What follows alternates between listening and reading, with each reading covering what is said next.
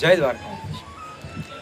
આપણે સૌ આજે જ્યારે શ્રી દ્વારકાધીશ મંદિરમાં ધનુર્માસ ઉત્સવ મનાવી રહ્યા છીએ ત્યારે આપણે સમજીએ કે ધનુર્માસ છે શું।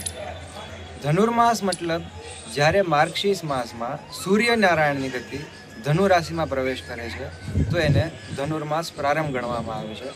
અને જ્યારે મકર સંક્રાંતિના દિવસે સૂર્યનારાયણની ગતિ મકર રાશિમાં પ્રવેશ કરે છે ત્યારે આપણે ધનુર્માસનું સમાપન ગણીએ છીએ।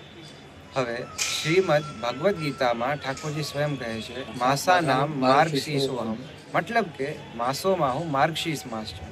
અને આપણે જ્યારે માર્ગશર મતલબ કે માર્ગશીર્ષની જ્યારે સંધિ વિચ્છેદ કરીએ તો એનો મતલબ થાય માર્ગ અને શીર્ષ, મતલબ આપણા શરીરમાં આપણા ભ્રમરંધ્ર મતલબ કે આપણા શીર્ષ સુધીનો એ માર્ગ, એટલે માર્ગશીર્ષ માસ ખૂબ જ ઉત્તમ ગણવામાં આવે છે। અને ધનુર્માસનું મહત્ત્વ શ્રીમદ ભાગવત મહાપુરાણમાં બ્રહ્માજી સ્વયં કહે છે કે આ માસ દરમિયાન તમે જે પણ કંઈ સત્કાર્ય કરો, પુણ્ય કરો અથવા તો ભક્તિ સાધના જે પણ કંઈ કરો એનું પુણ્ય તમને અનેક ગણું મળે છે।